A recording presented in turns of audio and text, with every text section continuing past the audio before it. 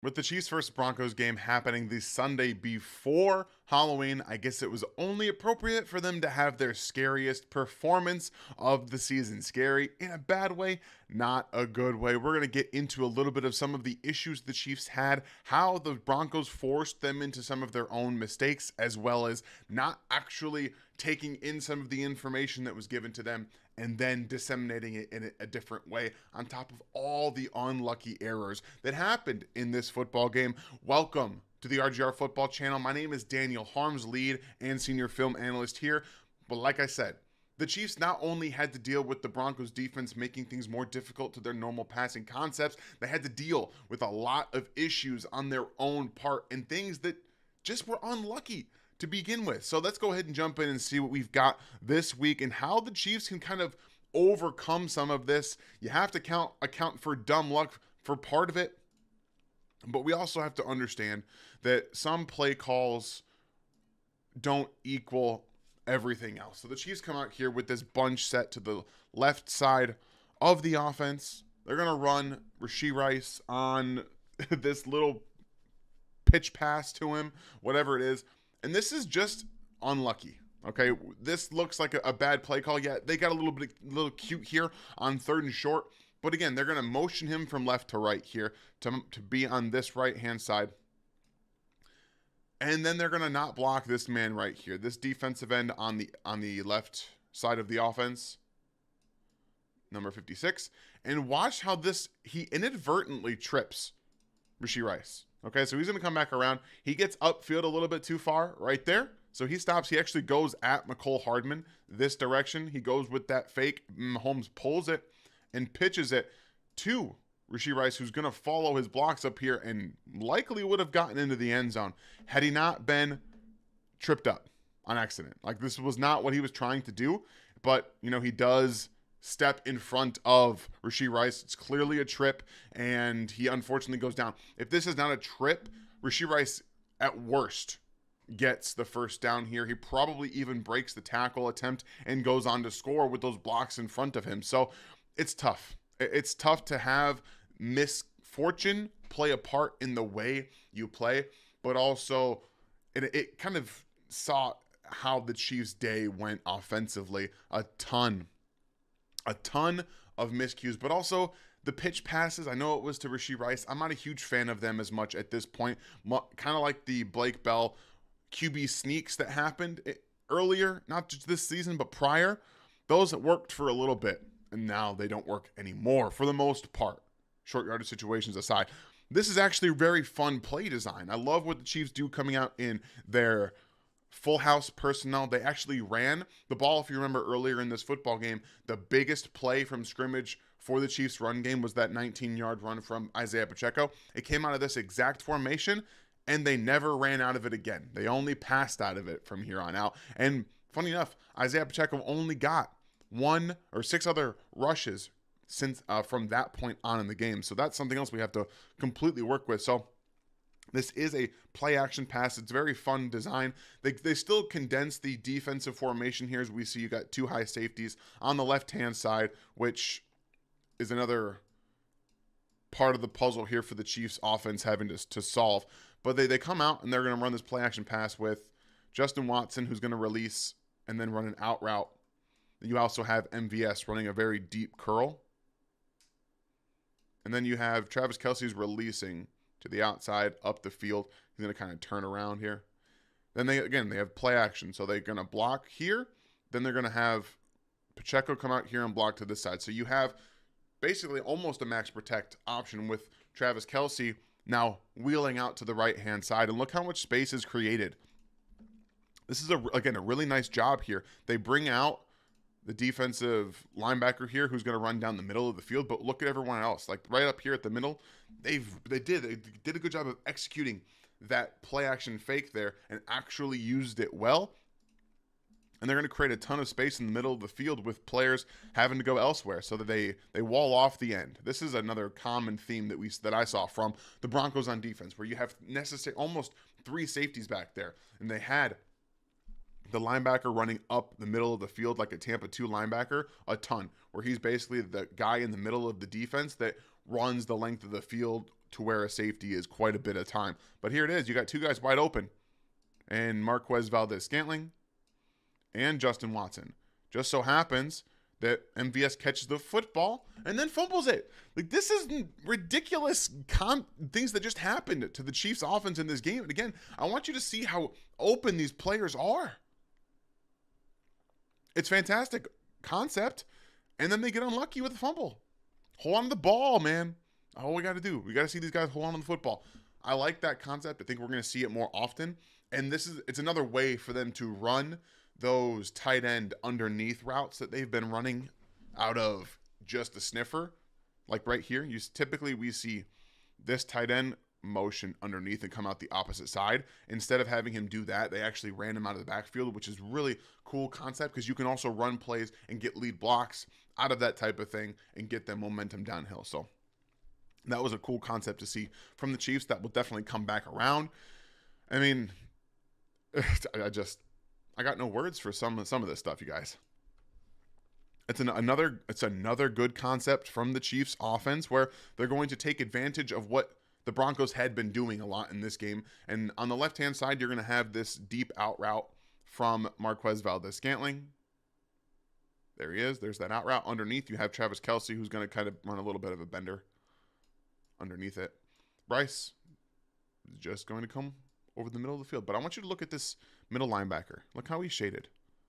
He's shaded to the Travis Kelce side. So this was a good concept, a good idea from the Chiefs offense to say, look, we have an underneath defender here who's going to be shaded towards Travis Kelce. Let's try and take advantage of that with Rashee Rice, who we have been using over the middle of the field a ton as a zone beater. And then you have Sky Moore running just a curl route here on the backside of the play completely. So it goes, 1, 2, 1, 2, 3. But this is really the actual number one. It's pseudo number one, okay? This is what the play is drawn up for. So it's supposed to go to Rashee Rice. And there's 47 backing out of the defense right there. So again, the offense had its plays. You can see Mahomes is using his eyes to Travis Kelce to open up this middle part of the field, right? That's what they want to do. They want to open up this middle part of the field. And again, you have these safeties for the Denver Broncos backing up. They rotate out there to more of a too high set again. And then they take advantage underneath and they get Rashee Rice open over the middle of the field. Eyes to the left. Comes back, steps up, hits him open over the middle of the field. Just drops it. That's just... It's inexcusable. Like, there's more inexcusable drops in this game, but this is another one of those inexcusable things. Like, Sky Moore got killed for his drop in the end zone, yes, and he absolutely should have caught it. This is an absolutely should have catch it play.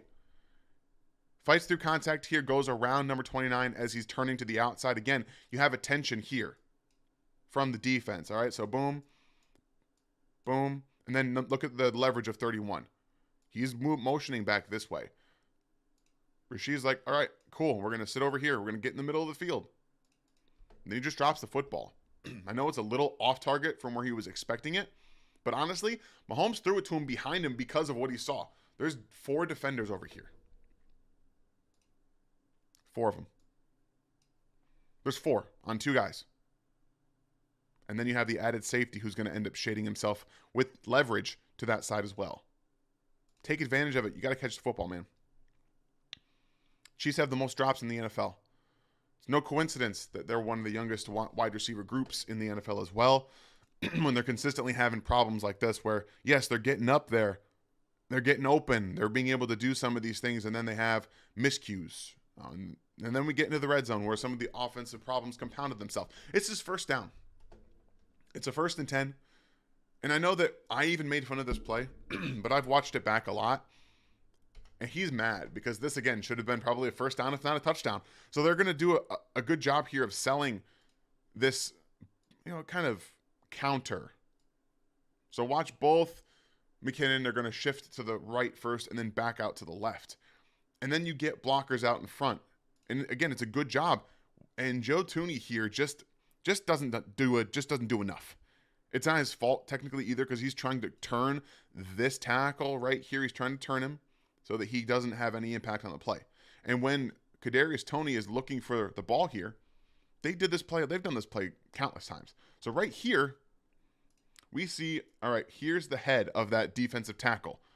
Kadarius Toney's reading the leverage of the defender here. So he's like, look at this. I have a huge gap. I'm going to wait for my block to unfold here. You're going to get a block here. I'm taking this to the house. Like, this is what I'm doing. I'm going to wait for my block to unfold. It was the smart play.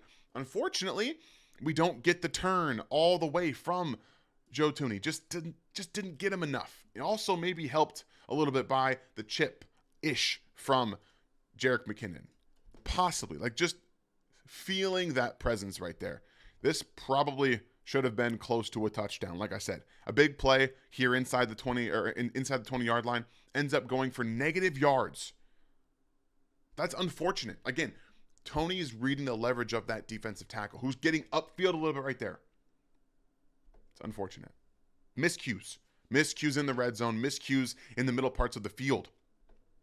All of these miscues collaborated, but we can see that not just some of the miscues, like the Chiefs offense had good concepts. They had guys open. 2 plays there. You have the fumble, you have the drop.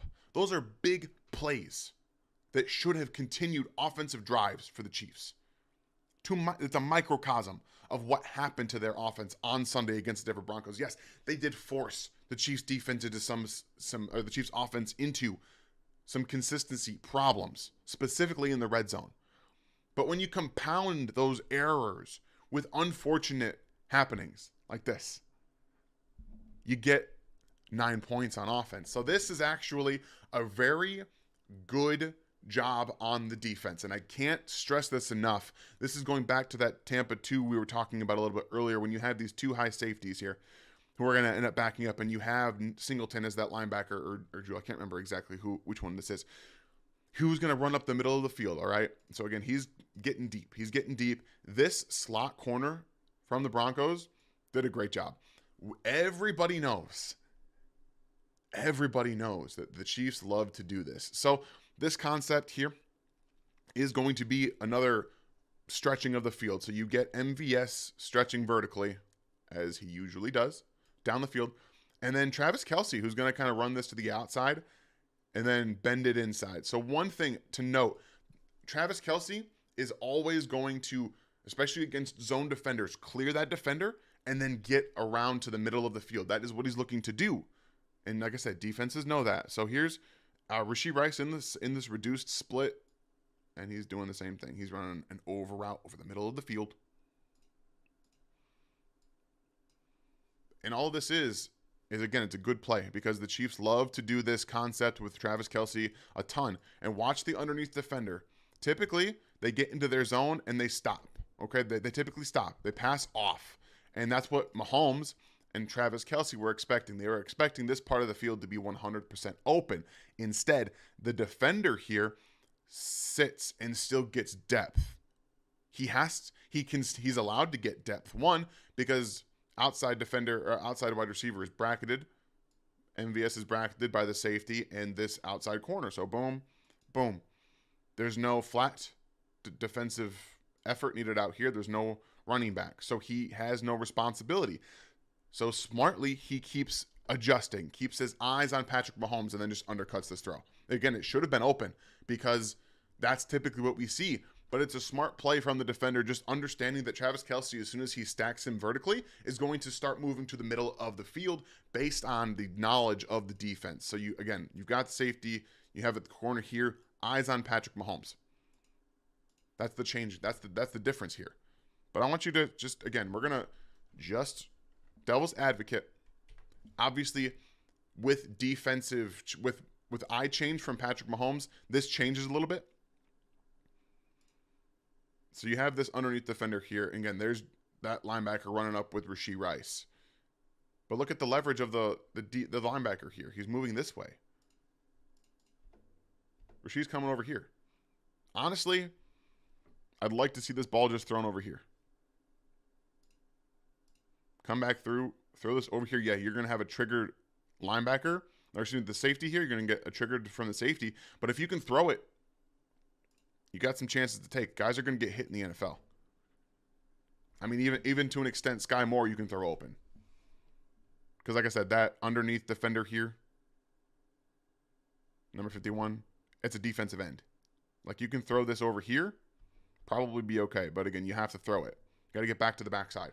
That's a little bit on Mahomes too, but it also smart from the defense not baiting or not triggering themselves on that bait job from Travis Kelce to clear that defender and get through. So good defensive play. Maybe not having the best concept on that side with nothing to keep flat defender there. A little bit of just a miscue there, and then of course a good defensive play. They really stretched or really pressed the Chiefs vertically with these concepts they were running. So, and I'm going to say Patrick Mahomes did not have the best day. He just didn't, and obviously he was flu. I'm not going to give him too hard of a time, but sometimes wide open players that you're looking at, you got to throw the football. All right, he ends up making the play here for the first down. So yeah, great job. That's fantastic.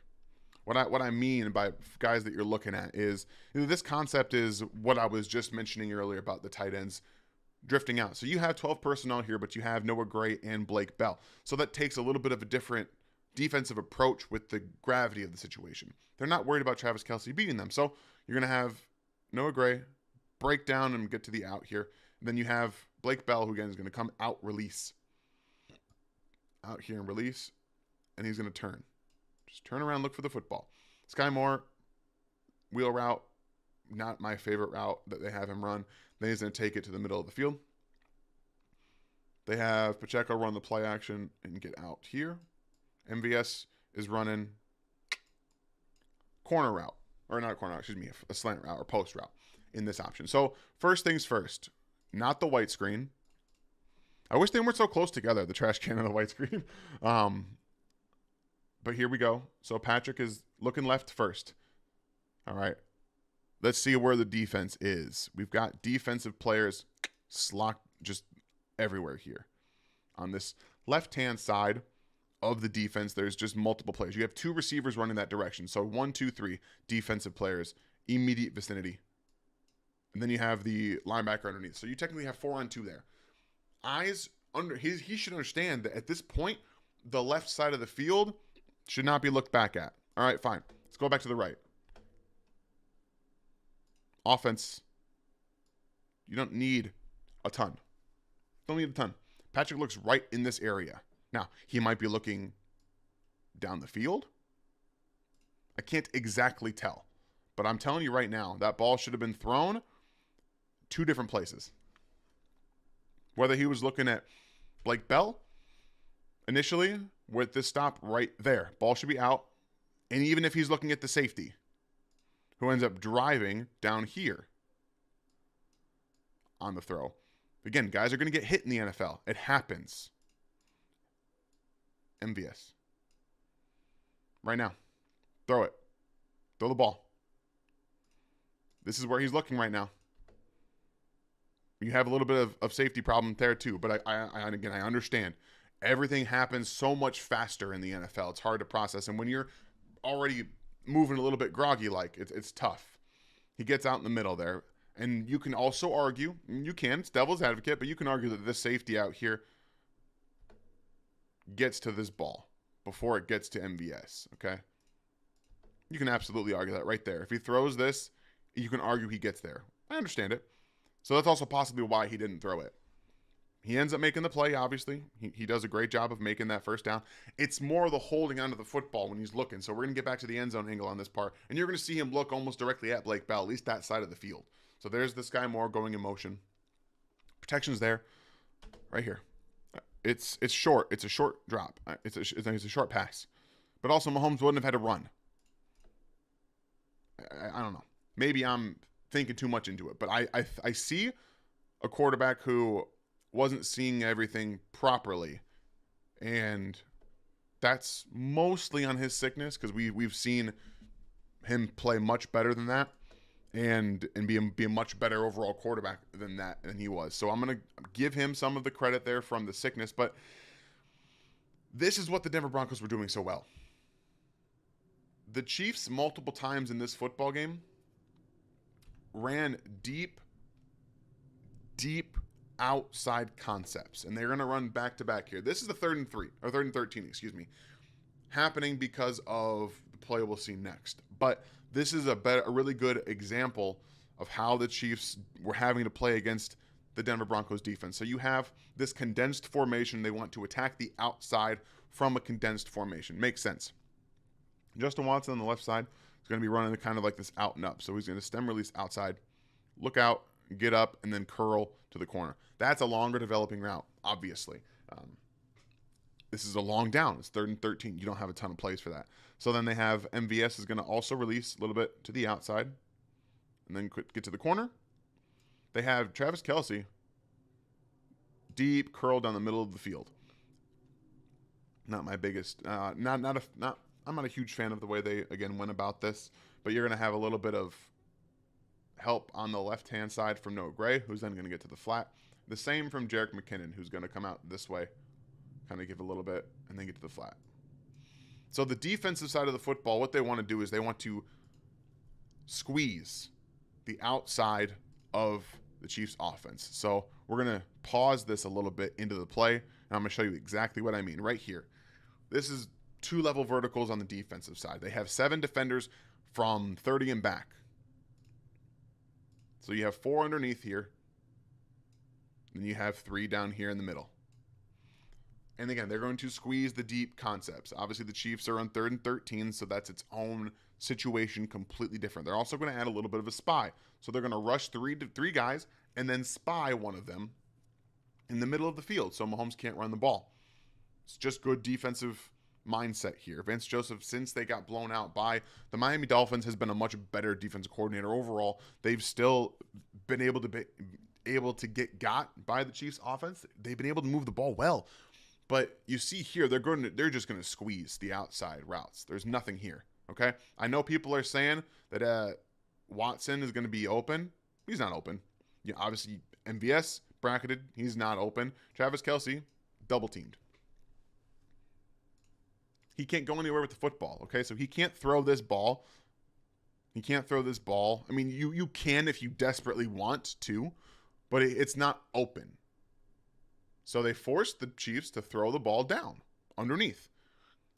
Again, when you have 7 defenders in this area and don't care about the flat routes as much, they knew they weren't getting them. They knew the Chiefs were not going to be attacking the middle of the field from the outside location. And that's part of my issue with this concept. But here's the play that led to that 3rd and 13 to show you how, again, the Broncos were squeezing these routes. The route combinations don't make a ton of sense because this is the 2nd down, which is 2nd and 10, okay? So before that 3rd and 13 that we just watched, this is the same, almost the exact same concept. On 2nd and 10, attacking the outside of the defense, not the middle of the field initially. But again, when you have these defensive players, there's nowhere to throw the football on the outside.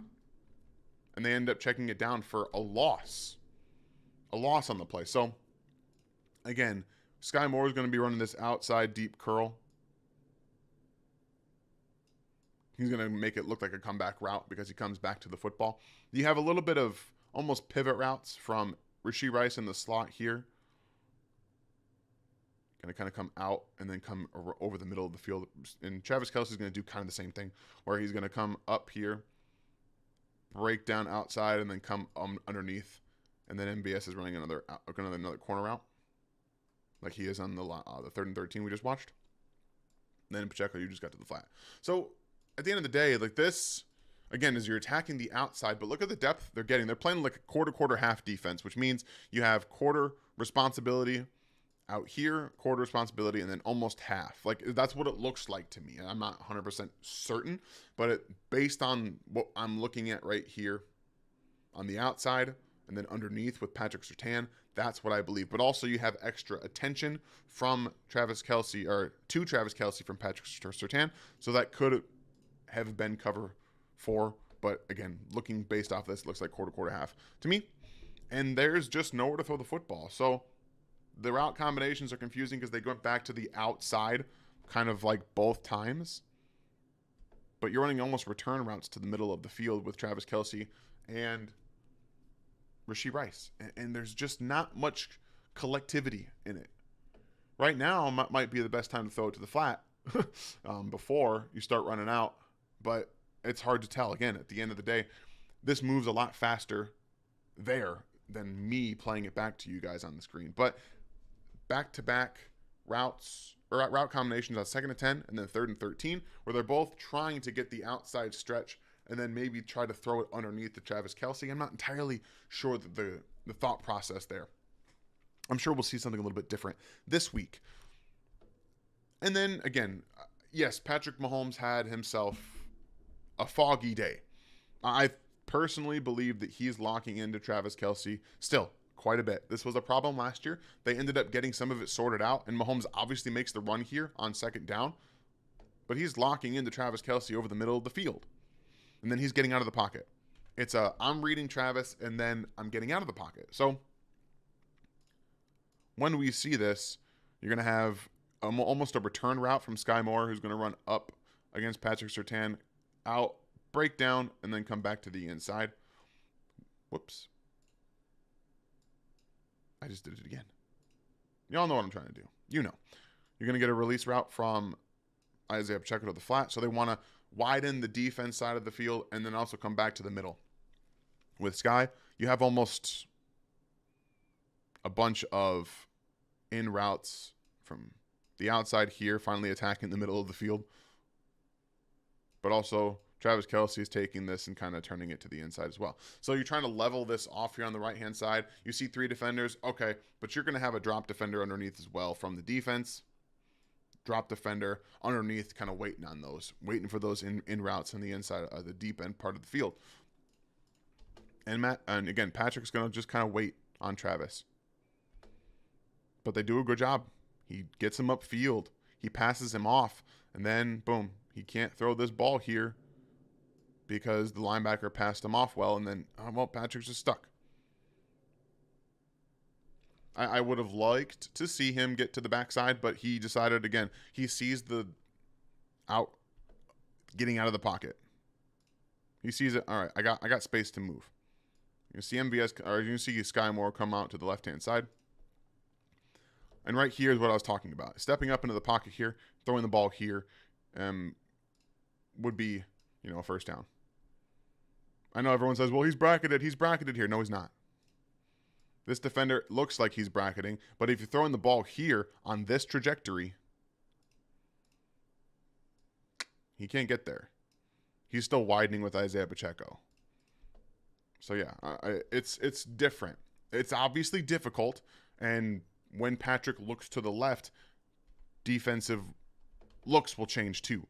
But we're talking again about 3 receivers running into the right-hand side of the field, where there are 1, 2, 3, 4, 5 defensive backs, and then there's 2 on 2 on the left-hand side. It's math. That's all it is. But Patrick again gets out of the pocket, makes a play, almost gets a first down here, and that's part of my problem.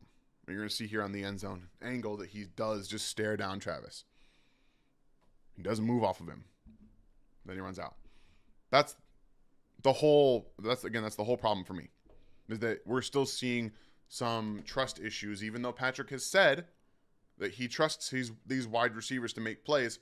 We are seeing him lock into Travis Kelce a little bit too much to my liking. Now, this is where I think they can take a little bit of it, because this is the Patrick that we know. This is the Patrick that takes some chances.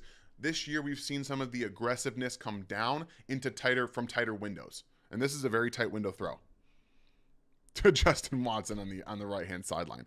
It's a fantastic throw. It's a tough decision to make because, again, you have defenders that are technically bracketing. Okay, you've got this bracket coverage, but a perfect throw beats a perfect bracketed coverage every time. But again, Watson does a good job of widening and knowing where Mahomes is throwing the football. So that's the key difference, is that he's getting to this corner spot as Patrick is throwing it, and he's reading it. So Patrick is going to throw this out of the break, and you can see the adjustment to the route. Right now, he's just going to keep widening it, and then he kind of slowly brings it down. So he gets upfield first and then comes down and catches that ball inside. So this is the thing about why they're kind of still attacking the outside of the defense, with these corner routes from this is this trip's side. You have this corner route from Justin Watson, but you've got also a little bit of vertical attacking here, which will give this safety a little bit of hesitation. And then Travis Kelce, who's going to release the outside here and kind of move up. A little bit of blocking. And come out and move around over the middle of the field. But when you add this vertical element, you're going to motion him down and condense attack of the outside.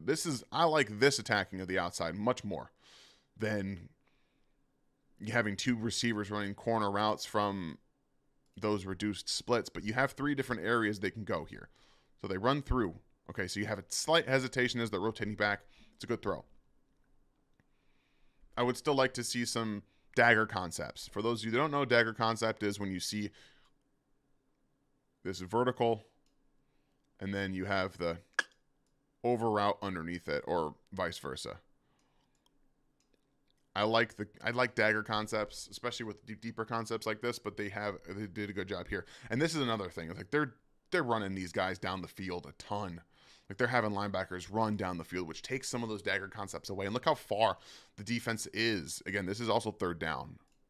So you have, maybe on earlier downs we see dagger concepts, because you're not going to get this kind of defensive look on a first down and 10. Like this is third and 13. So these deeper concepts are going to have to happen here. I'm just still frustrated by what we saw in this game. I think when we look back on this football game 3-4 weeks from now, we're going to see that it probably was the tipping point to seeing some changes. But also we have to understand that this game, with everything that the offense struggled to do, they also had a lot of misfortune, being, Rashee Rice being tripped, not looking a football in, mental mistake. Kadarius Toney actually running where he's supposed to go, but that, Toney not getting the ball, not getting the turn all the way. Misfortune. We can say that as much as we want to. Execution-based stuff, not getting through your reads all the time, locking into receivers, and also not properly handling the football, MVS, Rashee Rice.